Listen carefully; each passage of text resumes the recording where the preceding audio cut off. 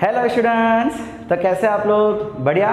सो बच्चे लोग, आज हम आपके वेव्स का लेक्चर नंबर 4 लेके आए हैं।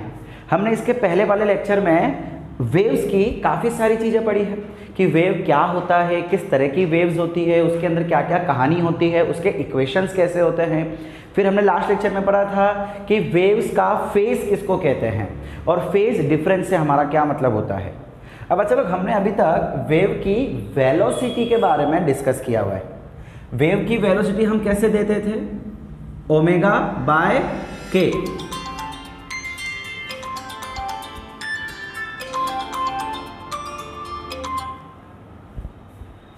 है ना? आपने देखा था t का कोफिशिएंट अपॉन x का कोफिशिएंट, ये एक वेलोसिटी की फॉर्मूला थी।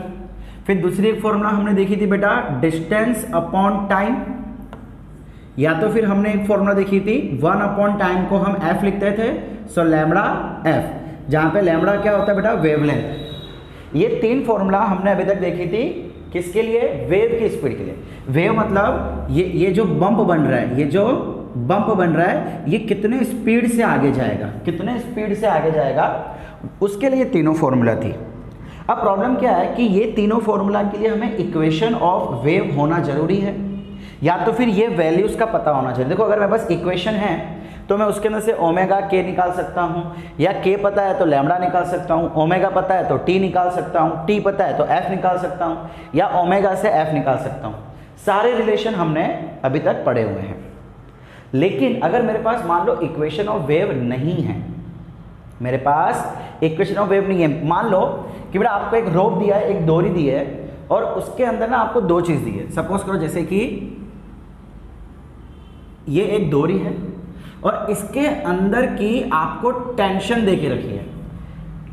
आपको याद होगा ना बेटा, रोप के अंदर जो फोर्स लगता है उसको हम टेंशन कहते हैं। सो आपको टेंशन दे के रखा है, और इस बार बेटा ये जो रोप है ये थोड़ी थिक है, इसका कुछ ना कुछ मास है, तो इसका मास भी दे के रखा है, और बोला हुआ है कि अब वेलोसिटी फाइंड करो। तो बच्चा इस केस में वेलोसिटी की फॉर्मूला आती है root T by mu, root T by mu, जहाँ पे टी क्या है? टेंशन है, वी क्या है? Velocity of wave. ये वेव कितने स्पीड से आगे जाएगा, और टी क्या है? टेंशन। सर ये सब पढ़ा के आप हमें टेंशन दिला रहे हो। ठीक है, देखते जाओ बेटा, बहुत आसान सी चीज़ है। और म्यू क्या है यहाँ पे?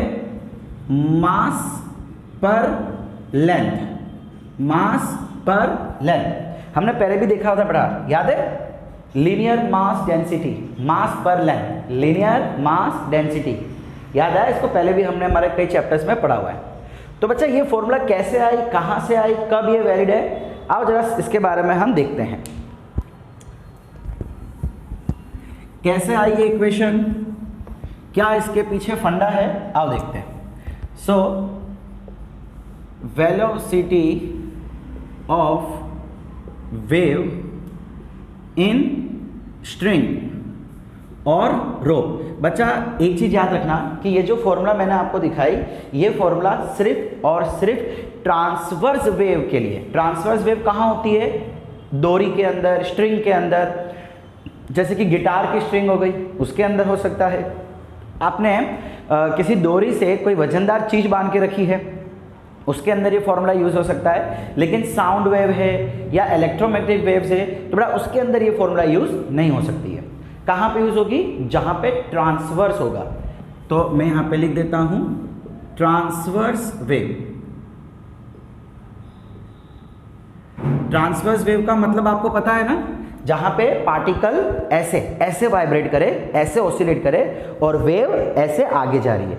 90 डिग्री जब होगा तो हम बोलेंगे कि वो ट्रांसवर्स वेव है। अच्छा, अब बेटा एक चीज, मैं ये एक रोप ले लेता हूँ, इसके ऊपर बम बना दिया, ये बहुत ही पतली सी रोप है, बहुत ही पतली सी डोरी है। और दूसरी जगह पे बेटा मैं एक थोड़ी थिक ले लेता हूँ।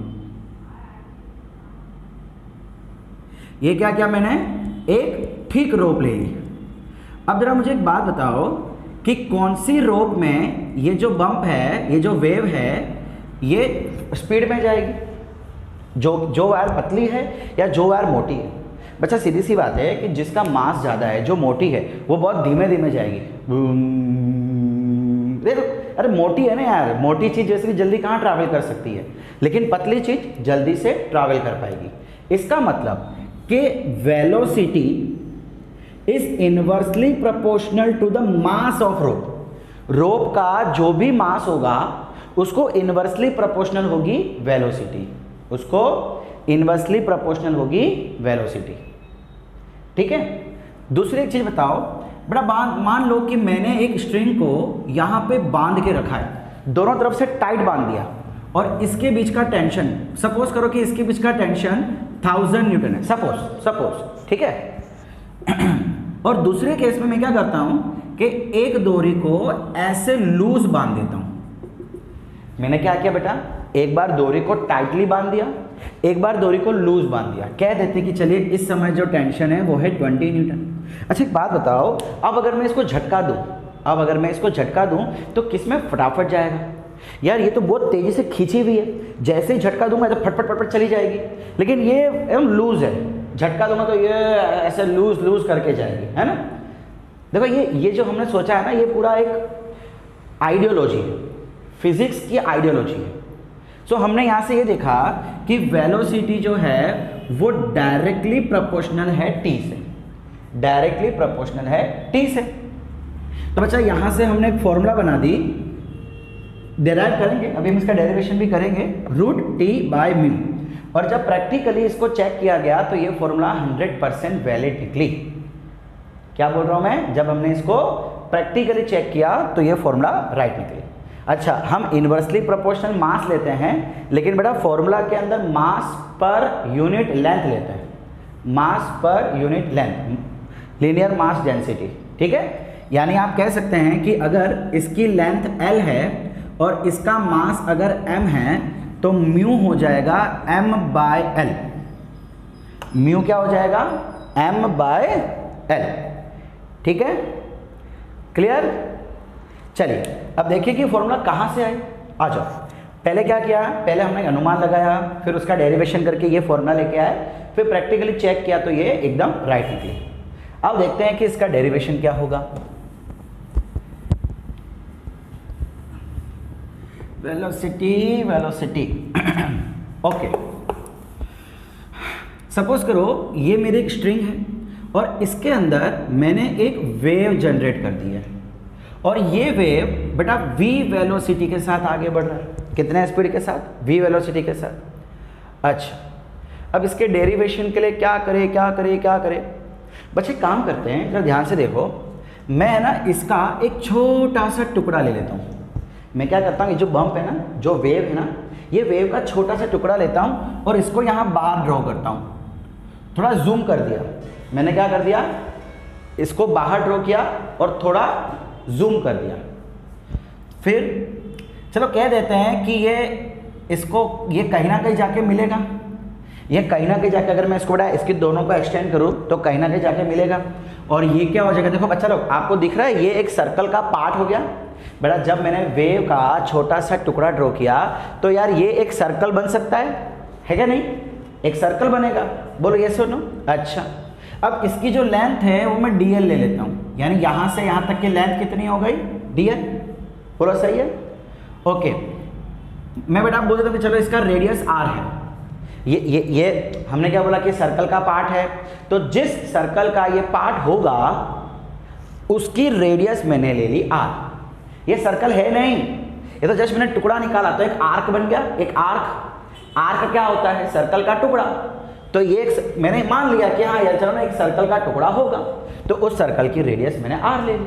अच्छा, अब एक काम करते हैं, इसके सेंटर से एक लाइन ड्रॉ कर लेते हैं, सेंटर से एक लाइन ड्रॉ कर लेते हैं। एंड चलो ये एंगल ले लेते हैं थीटा, और ये भी थीटा, ये दोनों एंगल इक्वल होंगे। मैंने इसके बीच में से लाइन ली है और ये एंगल मैंने थीटा ले लिया, और बेटा इसका मास पर यूनिट लेंथ को मैं म्यू ले लेता हूँ। क्या ले रहा हूँ, इसको म्यू कहते हैं, म्यू सिंबल का नाम है, और इसको मैंने क्या ले लिया, मास पर यूनिट लेंथ। ओके, क्या क्या हमने लिया वो समझ आ गया। एक टुकड़ा लिया, उसको हमने सर्कल का एक पार्ट मान लिया, उसकी रेडियस ड्रॉ कर दी, उसके सेंटर से एक लाइन ले ली और इसको एंगल थीटा थीटा ले लिया। अच्छा, अब क्या होगा बच्चा देखो सीधी सी बात है कि ये जो स्ट्रिंग है इसको मैंने एक जगह से बांध के रखा होगा और दूसरी जगह पकड़ा होगा, या गिटार है तो गिटार में दोनों जगह से बांधा हुआ होता है ना। मतलब अगर मैंने इसको बांधा है या टाइटली पकड़ा है तो इसके अंदर टेंशन होगी। चलो कह देते हैं कि इसके अंदर ये टी टेंशन लग रही है। कितनी टेंशन? T tension. अच्छा बच्चा लोग, एक कॉन्सेप्ट मैं आपको यहाँ पे बताना चाहूँगा, बहुत ही ज़बरदस्त कॉन्सेप्ट है, ध्यान से सुनना बेटा। क्या इसके हर एक पॉइंट पे टेंशन सेम होगी? नहीं, सेम नहीं होगी बेटा। टेंशन सेम कब होती है? जब डोरी मासलेस होती है।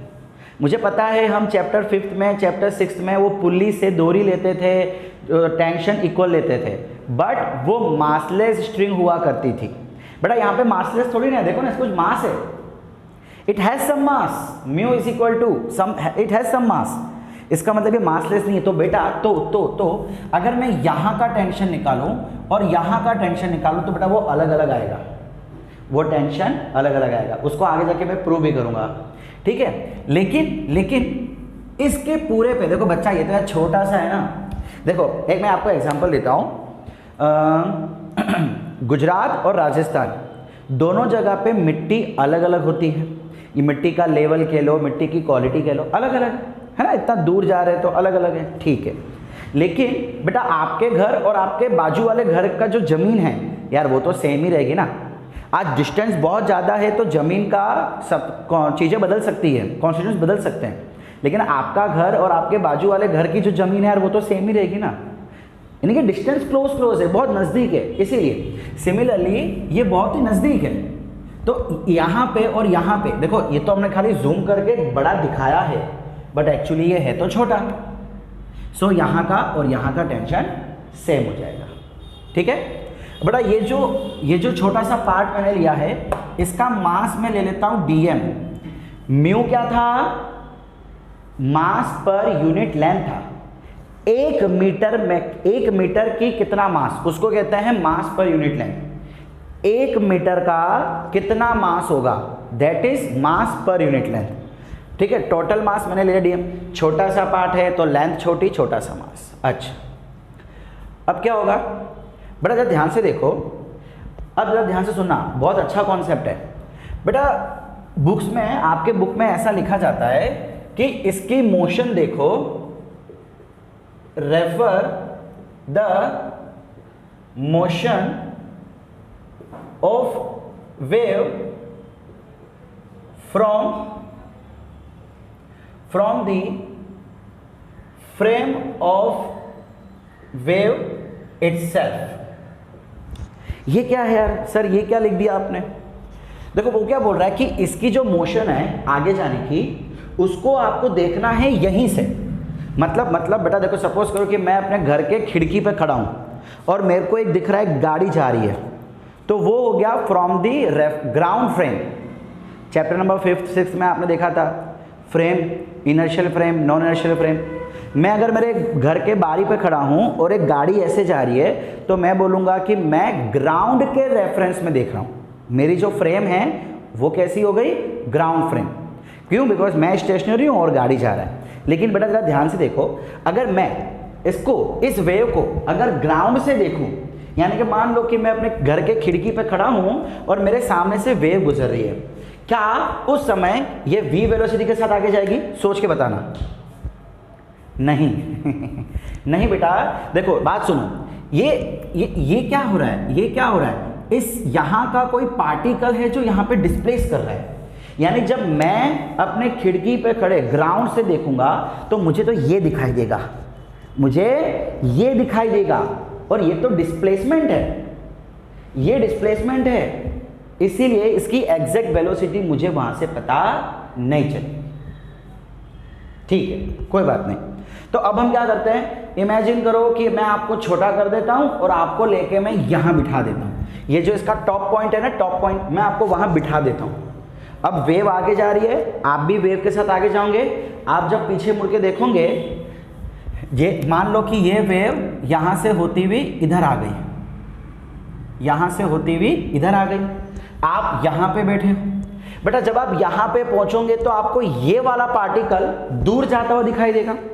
अरे यार तो ऐसी बात होगी ना, सपोज करो आप बस में जा रहे हो और रोड के साइड में एक झाड़ है, तो आप जब बस में जा रहे हो तो आपको ऐसा लगता है कि झाड़ पीछे जा रहा है, मैं आगे नहीं जा रहा हूँ, रियली में आप ही आगे जा रहे हो, बट हमें कैसा लगता है कि झाड़ पीछे जा रहा है। तो जब हम झाड़ को ऐसे देखते हैं तो हमें आइडिया आ जाता है कि हम लोग कितने फास्ट मूव कर रहे हैं। तो मैं क्या बोल रहा हूँ, आप यहाँ पे बैठ जाओ और यहाँ से ऐसे पीछे मुड़ के देखो तो आपको लगेगा ये पार्टिकल दूर जा रहा है। कौन सा पार्टिकल? ये पार्टिकल, ये वाला, ये जो अब की बार हमें ड्रॉ किया हुआ है ना, ये वाला। तो आपको क्या लगेगा कि ये पार्टिकल v वेलोसिटी के साथ पीछे जा रहा है। क्या हो रहा है? v वेलोसिटी के साथ पीछे जा रहा है। आपको तो पीछे दिखेगा ना, आप जितने तेजी से आगे बढ़ रहे हो उतने तेजी से आपको चीजें पीछे जाती हुई दिखाई देती है। क्लियर? यहां तक समझ आया? ठीक है। अब एक और बात, बेटा ये देखो ये वेव है, ये आ रही है जा रही है, आ रही है जा रही है। तो जब आप ऐसे पीछे से देखोगे तो आपको दूर तो जाते हुए दिखेगा, लेकिन साथ में आपको ऐसा दिखेगा आ रहा है जा रहा है, आ रहा है जा रहा है। मतलब ये एक सर्कुलर मोशन जैसा आपको दिखेगा। सर्कुलर में क्या होता है, कोई एक चीज यहाँ पे है वो सर्कल कर रहा है, गायब हुआ आ गया, गायब हुआ आ गया। यानी जब हम जाएंगे यहाँ से तो हमें ये मोशन एक सर्कुलर मोशन जैसा दिखाई देने वाला है। कैसा मोशन? Circular motion. देखो इसकी फॉर्मूला बहुत इजी है, कॉम्पिटिटिव एग्जाम के लिए आपको फॉर्मूला याद रखना है, लेकिन इसके अंदर बहुत छोटी छोटी फिजिक्स छुपी हुई है। समझ आ रहा है आपको बच्चा लोग?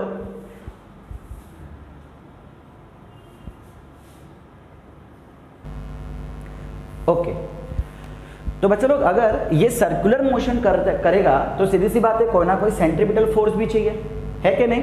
अच्छा एक काम करते हैं, चलिए इसके फोर्स के बारे में डिफाइन करते हैं। ये हटा दूं मैं अभी के लिए।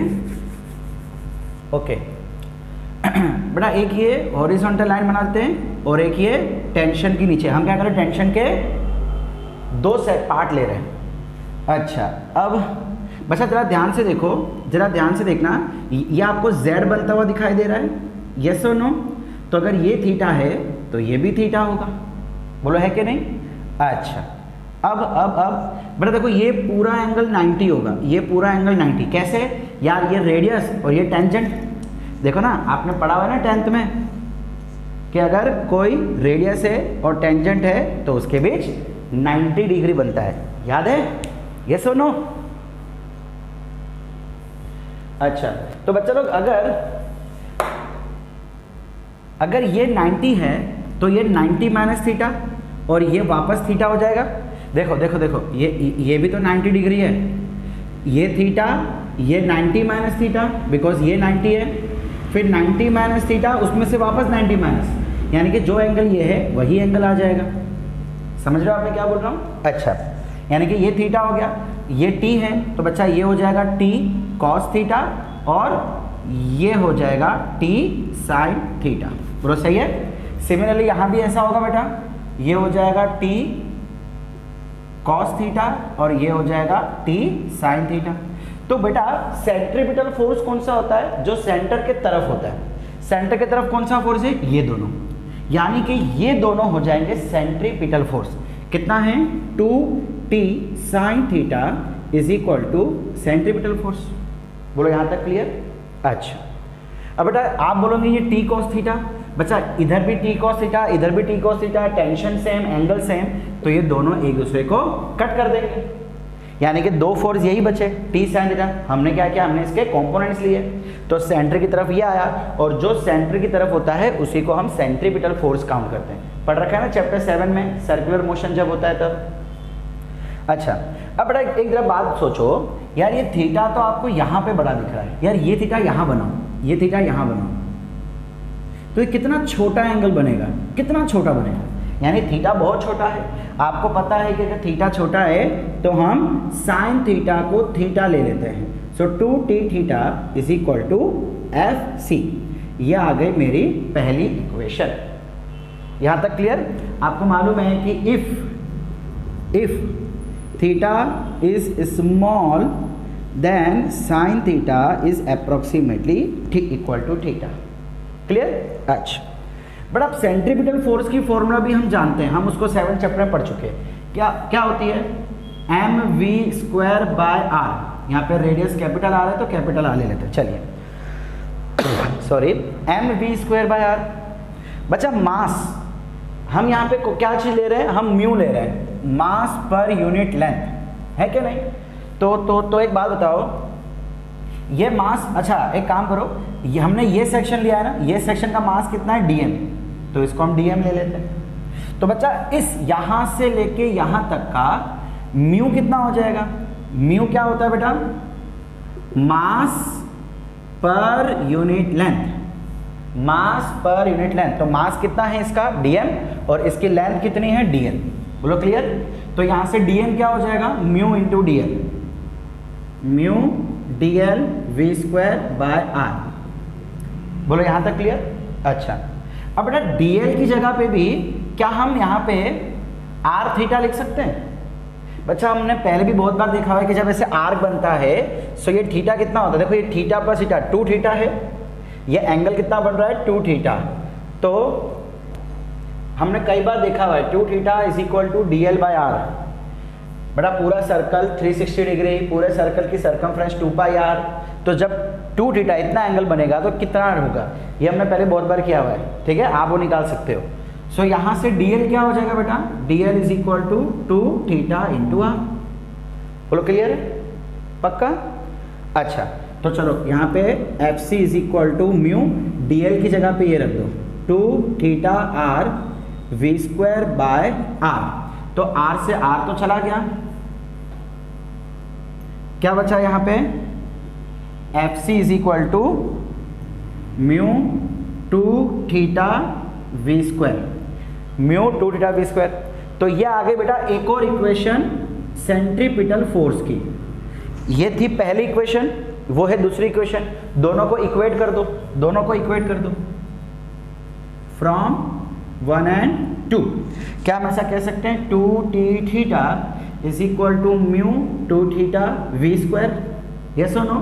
तो देखो 2 से 2 गया, थीटा से थीटा गया, क्या बचा? t is equal to mu V square. इसको नीचे ले आओ, यहाँ लिख लूँ? सर कहाँ कहाँ क्या क्या घुसाते हो? सॉरी बच्चा, क्या करना पड़ेगा? इसको यहाँ नीचे ले आवे। So V square is equal to T by mu. So V हो जाएगा यहाँ से root T by U. So बच्चा ये आ गई हमारी formula for velocity in a string, velocity in a string या इन अ रोप। क्लियर? जहाँ पे ट्रांसवर्स मोशन होता हो वहाँ पे हम ये फॉर्मूला का यूज़ करेंगे, बाकी कहीं भी नहीं। बाकी कहीं भी नहीं होगा बेटा, साउंड में नहीं, इलेक्ट्रोमैग्नेटिक वेव्स में नहीं, वहाँ पे अलग फॉर्मूला है, ये फॉर्मूला यूज़ नहीं आएगी। क्लियर? अच्छा, तो बच्चा लोग हमेशा की तरह चलिए हम 1-2 न्यूमेरिकल देख लेते हैं। तो बच्चा लोग पहला क्वेश्चन हमारे सामने हाजिर होता है। हमको बड़ा इस तरह का कोई डायग्राम दे रखा है, ये यहाँ पे एक पुल्ली है, ये स्ट्रिंग यहाँ जा रही है, यहाँ पे एक और पुल्ली है, इसको भी यहाँ पे अटैच कर दिया गया है और इसको यहाँ पे बांध दिया गया है। ठीक है, जरा देख लो मैं भाई इधर क्या दे रखा है। ओके, यहाँ पे कुछ मास लटकाया हुआ है और यहाँ पे भी कुछ मास लटकाया है, M1 बोल देते हैं, यहाँ पे M2 बोल देते हैं। इसको A B बोल दिया गया है और ये जो स्ट्रिंग है इसको C और इसको D बोल दिया गया है। बोला क्या है बच्चा लोग, ये मास ज़्यादा है, ये नीचे आ रहा है तो ये ऊपर जाएगा और ये नीचे आएगा। इसकी वेलोसिटी v1 दी हुई है, इसकी वेलोसिटी v2 दे रखी है। आपको बोला गया है कि ये जितना भी दूरी है सबका मटेरियल सेम है, सबका मटेरियल सेम है और सब हर कोई मासलेस है। मासलेस नहीं मतलब कुछ ना कुछ मास है लेकिन मटेरियल सेम है। मटेरियल सेम होने का मतलब बेटा उसकी डेंसिटी सेम, उसके अंदर सब कुछ सेम है। तो फाइंड करो, find ratio of v1 by v2। ठीक है, और इसमें बोल दिया जा रहा है कि वेव प्रोड्यूस हो रही है। ठीक है, अच्छा अब क्या करें? तो हमने बड़ा फॉर्मूला देखी है वेलोसिटी की फॉर्मूला क्या होती है, रूट टी बाय म्यू। ये 1 है तो ये भी 1, ये भी 1 upon v2 is equal to root of t2 by mu two. बोलो सही है। अच्छा, अब अच्छा एक चीज ध्यान दो कि म्यू1 और म्यू2 तो सेम हो जाएगा यार, म्यू1 म्यू2 सेम है ना, बिकॉज पूरा एक साथ ही तो चल रहा है। देखो जो भी स्ट्रिंग है सबका मास इक्वल जगह पे इक्वल होगा, यानी कि मास पर यूनिट लेंथ तो सेम होगा, स्ट्रिंग सेम है इसीलिए। तो इसको मैं 1 2 हटा देता हूँ, तो यहाँ से ये कट, यहाँ से ये कट, तो क्या बचा, root of t1 bye t2। अब जरा ये पता लगाओ इसमें कितना टेंशन होगा, इसमें कितना टेंशन होगा। बच्चा सब जगह एक जैसा चल रहा है, और देखो यहाँ से यहाँ आने में इस बार टेंशन चेंज नहीं होगा, बिकॉज इसकी लेंथ बहुत छोटी है। ये सब छोटे छोटे लेंथ के हैं। देखो बच्चा, तो अगर लेंथ ज़्यादा हो, लेंथ ज़्यादा है और मास ज़्यादा है तो उस समय टेंशन चेंज होगा। अभी इसके बाद में एक क्वेश्चन करता हूँ उस टाइप का, ठीक है। बट अब की बार क्या है, लेंथ सबकी छोटी छोटी है तो टेंशन में ज़्यादा चेंज नहीं आएगा। सो यहाँ का टेंशन T, यहाँ का टेंशन T, हम कह देते बेटा यहाँ भी टेंशन T है नीचे की तरफ, है ना, सॉरी टेंशन ऊपर की तरफ, जितना इधर उतना इधर उतना इधर। तो बच्चा इसमें कितना टेंशन हो जाएगा, T प्लस T 2T, यहाँ पे T, इसको बैलेंस करने के लिए तो 2T। बोलो क्लियर है। सो ये 1 ये 2, बेटा V1 के अंदर टेंशन कितना है, T अपॉन इसके अंदर टेंशन कितना है 2T, तो T से T कट, आंसर आ गया 1 बाय रूट 2। सो रेशियो कितना आ गया, V1 by V2 is equal to 1 by root 2। बोलो क्लियर, ठीक है। अच्छा, अब एक क्वेश्चन और देखते हैं, आइए। बड़ा समझ आया, फिगर दिखने में बहुत आड़ी टेढ़ी लेकिन सॉल्यूशन बहुत आसान है। चलिए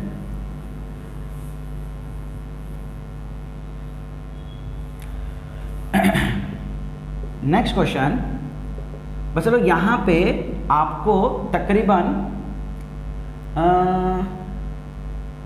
1 मीटर जितनी दूरी दी है और यहाँ पे कुछ मास लटक रहा है, कह देते हैं 2g, जहाँ पे g की वैल्यू है आपको लेनी है 10 मीटर पर सेकेंड स्क्वायर, ठीक है। एक काम करते हैं, इसको 2 kg, ये 2 kg मास है।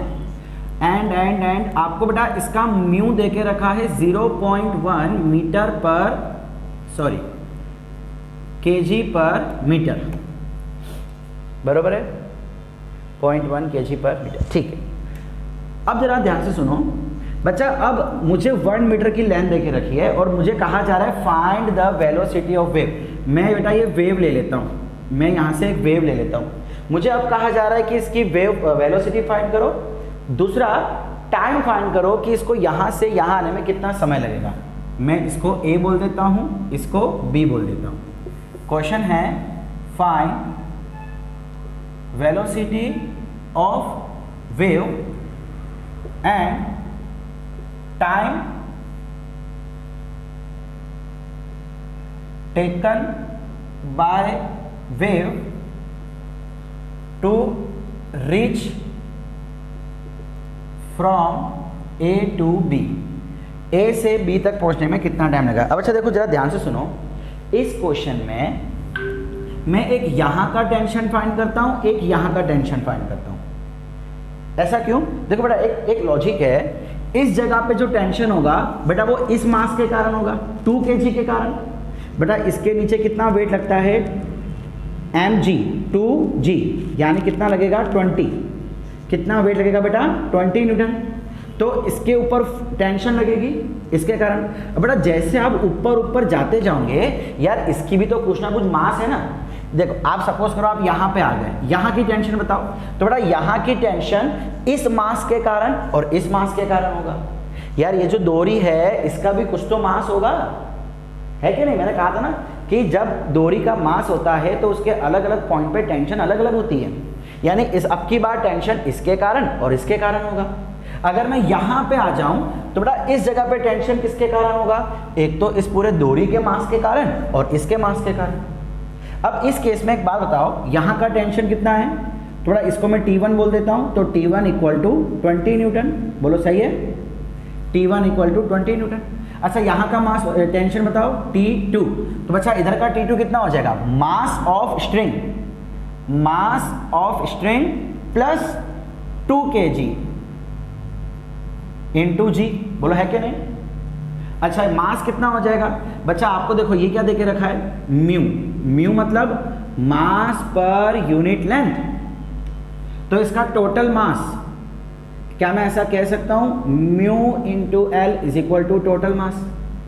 बेटा इसका लेंथ कितना है 1 मीटर, म्यू कितना है 0.1, यानी मास कितना हो गया 0.1 kg। बच्चा जरा एक बात बताओ, अब इसका 20 kg था, सॉरी 2 kg था, और 2 kg के अंदर 0.1 kg ऐड करो, कोई फर्क पड़ेगा, 20.1 हो जाएगा, यानी कि यहाँ पे आएगा 21 पॉइंट इंटू 10 यानी 21, ये 20 न्यूटन है और ये 21 न्यूटन है। इस केस में बच्चा, इस केस में ज़्यादा फर्क नहीं आया, बहुत मामूली सा फर्क आया, तो हम यहाँ पे टेंशन को इक्वल ले सकते हैं। बट इसके बाद एक और बेटा वैल्यू चेंज करूँगा, अगर यहाँ पे बहुत ज़्यादा डिफरेंस होता तो बेटा हम दोनों के टेंशन को अलग अलग लेंगे। बेटा अगर टेंशन अलग अलग है, वेलोसिटी की फॉर्मूला क्या होती है, √T/μ। बेटा अगर अलग अलग जगह का टेंशन अलग अलग है तो अलग अलग जगह की वेलोसिटी भी अलग अलग होगी, अलग अलग जगह की वेलोसिटी भी अलग अलग होगी। समझ आ रहा है? तो एग्जाम में जब आपको इस तरह का क्वेश्चन आवे तो पहले तो आपको ये पता लगाना पड़ेगा कि टेंशन हर जगह का सेम है या अलग। अब हमने यहाँ पे देखा कि यार यहाँ पे टेंशन ऑलमोस्ट सेम है, कुछ खास फर्क नहीं है, तो आप डायरेक्टली फॉर्मूला लगा दो, कितना टेंशन ये वाला ले लो 20/0.1, 20/0.1, तो ये कितना हो जाएगा √200, तो ये हो जाएगा 10√2 मीटर पर सेकेंड। 10 इंटू √2 की वैल्यू कितनी होती है 1.4, सो ये हो गया 14 मीटर पर सेकेंड। ये आपका आंसर, वेलोसिटी 14 मीटर पर सेकेंड की स्पीड से ये वेव फटाफट आ जाएगी नीचे। बट अगर बेटा मैं यहाँ पे 2 kg की जगह 20 kg कर दूँ, सॉरी चलो इसको 2 kg ही रखते हैं, कोई बात नहीं, इसको 2 kg रखते हैं। बट अब की बार मैं इसको चेंज कर देता हूँ, मैंने अब लंबाई 1 मीटर की जगह पे 20 मीटर ले ली, दोहरी लंबी कर दी है, तो क्या होगा जरा ध्यान से देखो, यहाँ पे 20 आ जाएगा, यहाँ पे 2 आ जाएगा, इधर था 20 न्यूटन, ऊपर जाते जाते हो जाएगा 20 + 2, सॉरी 2 + 2 4, 40 kg हो जाएगा। तो ध्यान से देखो, 2 मास कितना आया 2 + 2 4 × 10 40 kg, sorry 40 Newton, sorry my mistake. बच्चा आप देख सकते हो अब 20 है और ऊपर 40 है, अब बड़ा चेंज आ गया, तो अब हम टेंशन को अवॉइड नहीं कर सकते। पहले तो बहुत मामूली सा फर्क था तो हमने उसके चेंज को अवॉइड किया, बट अब हम अवॉइड नहीं कर सकते। सो आपको एग्जाम में पता लगाना पड़ेगा कि टेंशन सेम है या अलग। तो बड़ा वैल्यूज से पता लग जाता है, ये जो वैल्यूज होते हैं ना देखते ही समझ आ जाता है। तो अब की बार क्या करेंगे, अच्छा अगर चलो एक काम करो, मैं उसका बताता हूँ। इस समय का टाइम भी पूछा है ना, टाइम टेकन, तो बच्चा वो तो आपको पता है, time taken is equal to distance upon speed, है ना। डिस्टेंस कितना है, डिस्टेंस पहले कितना था 1 मीटर पहले वाले में, सो 1 अपॉन स्पीड कितनी थी 14, सो 1/14 कर लो, जो भी आंसर आवे 0 समथिंग सेकेंड, 0.0 कितना हो जाएगा 10 100, तो अप्रोक्सीमेटली 0.07 सेकेंड समथिंग आंसर आएगा, वो आप कैलसी में कर लेना। यानी कि देख सकते हो कितने झड़प से ये वेव नीचे आ गई, कितने स्पीड में चल रही है। ये कब था, पहले था। आओ अब की बार वेलोसिटी ढूंढते हैं, चलिए अब की बार अलग अलग जगह की अलग अलग वेलोसिटी होगी। तो बड़ा आपको मालूम है फिजिक्स के अंदर जब कोई भी चीज़, कोई भी फिजिकल क्वांटिटी चेंज होती जा रही है लगातार, तो हम इंटीग्रेशन में बहुत सारी कहानी देखते हैं, है कि नहीं, यस और नो। अच्छा अब क्या करेंगे बच्चे, काम करो, मैं इस पॉइंट पे आ जाता हूं और इस पॉइंट पे मैं ये जो डिस्टेंस है इसको x बोल देता हूं। क्या बोल देता हूं, x बोल देता हूं, और इस पूरे को मैं l बोल देता हूं। इसकी वैल्यू 20 है इस क्वेश्चन के लिए। बट अब मैं क्या कर रहा हूँ, जनरल टर्म ले रहा हूँ, इसको मैं कैपिटल एल बोल देता हूँ। जो लेंथ है कैपिटल एल, और मैं इस पॉइंट पे आके टेंशन फाइंड कर रहा हूँ। तो बच्चा एक बात बताओ, इस जगह की जो वेलोसिटी होगी वो होगी रूट टी बाय म्यू। बोलो सही है? अच्छा, अब क्या करें? बच्चा लोग इस जगह पे टेंशन किस कारण की होगी? मैंने बताया था ना, एक तो इसके कारण और एक इसके कारण, एक इसके कारण और एक इसके कारण। इसका टोटल मास हम कैपिटल एम ले लेते हैं, टोटल मास कैपिटल एम। इसको अभी के लिए जान दो भाई, ठीक है। तो बच्चा यहां के लिए टेंशन पता लगाओ। पहले तो ये जो मास नीचे लटका हुआ है वो स्मॉल एम इनटू प्लस जो इसका मास होगा वो, बेटा इसका मास कितना होगा वो हमको यहां से पता लगेगा। बेटा म्यू का मतलब क्या होता है? मास पर यूनिट लेंथ। यानी कि अगर टोटल लेंथ इतनी है, टोटल लेंथ एल है तो मास एम है। बेटा टोटल लेंथ एल था तो मास एम है कि नहीं? तो अब अगर लेंथ एक्स है, जब लेंथ एल था तो मास एम था। अब अगर मैं लेंथ एक्स ले रहा हूं तो मास कितना होगा? Cross multiply m x by l, mass कितना हो जाएगा? एम एक्स बाय एल, ये हो जाएगा टोटल मास। क्लियर? एक काम करो, इसको अभी के लिए अवॉइड करो। मान लो कि ये कोई थिक मोटी सी डोरी है जिसका अपना ही मास है, नीचे कोई लटका हुआ नहीं है, तो इस जगह का बॉटम का टेंशन अब की बार जीरो। क्यों? बड़ा नीचे कोई मास ही नहीं है, कोई खींच ही नहीं रहा, तो यहाँ का टेंशन जीरो। लेकिन यहाँ पे टेंशन कुछ बढ़ता जाएगा बिकॉज इसके मास के कारण। तो इसका मास कितना हो जाएगा? M x by L.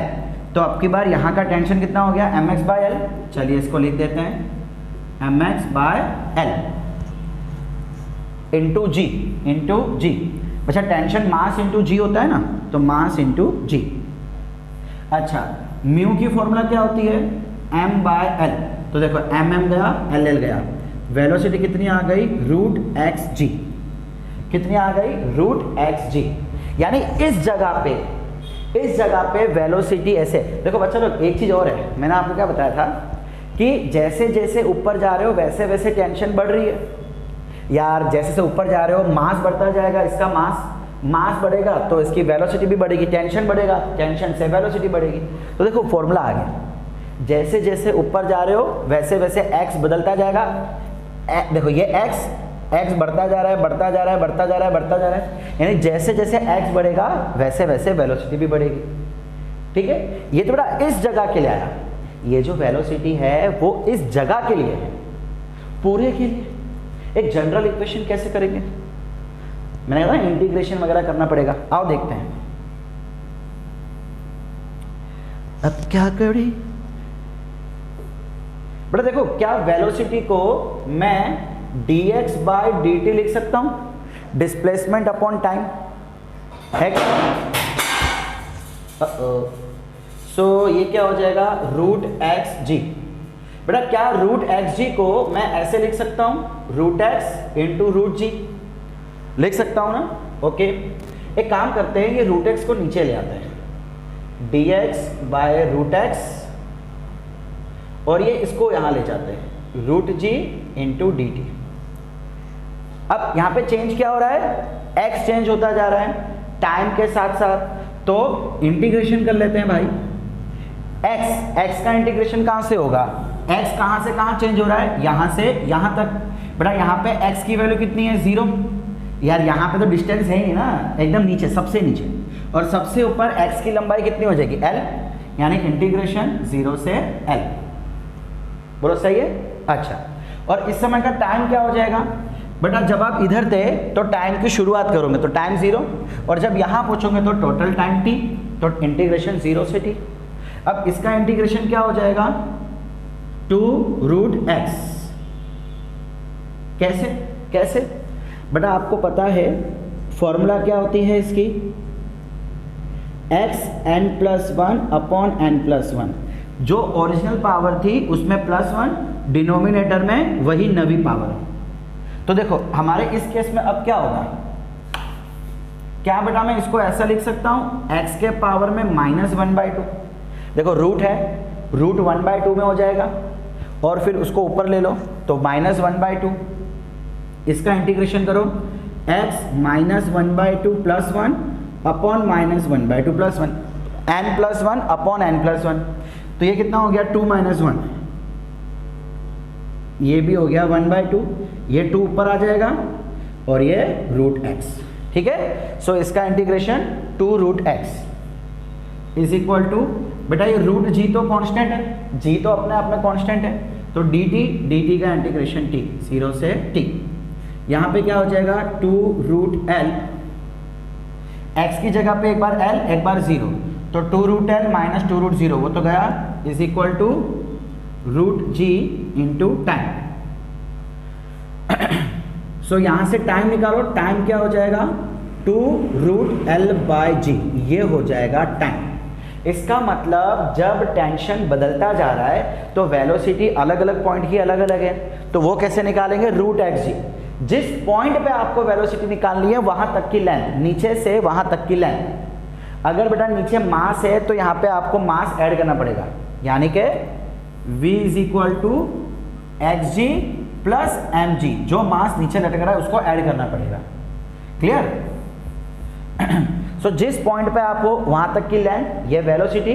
अब टोटल टाइम पूछा जाएगा, जनरली ऐसे क्वेश्चन में आपको टाइम पूछा जाता है, वेलोसिटी नहीं। तो टाइम कितना आ जाएगा 2√l/g, इसकी टोटल लेंथ अपॉन g। बहुत इजी फॉर्मूला, पता है आपने टाइम पीरियड देखा था ऐसा 2πl/g, देखो वैसा ही कुछ आ गया, खाली यहाँ पे पाई नहीं है बिकॉज ये कोई SHM नहीं है, जो खाली वेव है, वेव की वेलोसिटी है, SHM नहीं है, वेव की वेलोसिटी है। सो यहाँ पे क्या आ गया 2√l/g। ठीक है बच्चा लोग, सो बस इतना ही था इसके कहानी में। अब यहाँ पे कॉम्पिटिटिव एग्जाम होवे या आपकी स्कूल की एग्जाम होवे, इससे ज़्यादा और कुछ भी नहीं आ सकता। सो आप प्रैक्टिस करते रहिए, पढ़ते रहिए और एंजॉय करते रहिए। Thank you.